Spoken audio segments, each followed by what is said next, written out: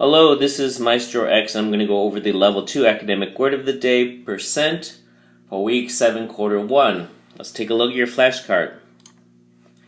Percent has two syllables, and the emphasis or stress is on the second syllable, cent. So we say percent, percent. It can be used as a noun or as an adjective. Although it is the noun definition that we want you to memorize and to use on your original sentence. As a noun definition means one part in every 100. Very simple, but there is some usage notes that you need to be aware of. When we say usage notes, it's some kind of rules on how to use them. So if you read along with me, it says, if a percent is used with an uncountable or singular noun, the verb is generally singular.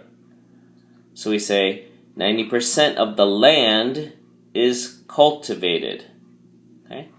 Here you say 90% of the land, and you see land here is a singular noun, one that you can't count. It's not one land, two land, five out of six lands, right? It's a portion of a land, and you can't count it. So we use a singular verb, is, instead of are. We do not say 90% of the land are cultivated. We can say 90% of the land is cultivated.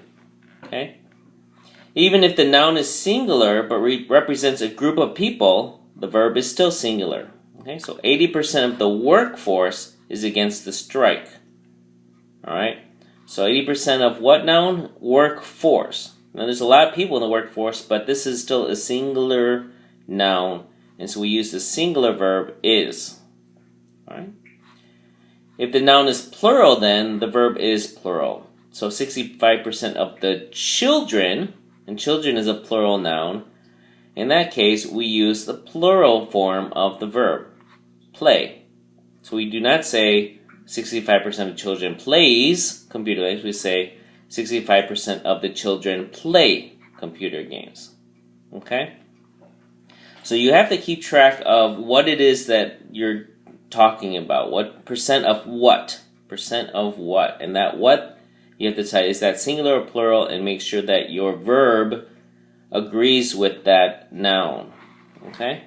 Let's take a look at your academic word of the day sentence. Iago speaks 31% of the lines in Shakespeare's play Othello. Okay? This is a Shakespeare play that's read in English 3, quarter 3, and 31% of the lines. It means that out of, every 100 lines, 31 on average is spoken by this man here, Iago. Okay? We can also say then 31% of the lines are spoken by Iago. And we use the plural form of the verb here because lines, what it is that we're describing the percent of, is plural.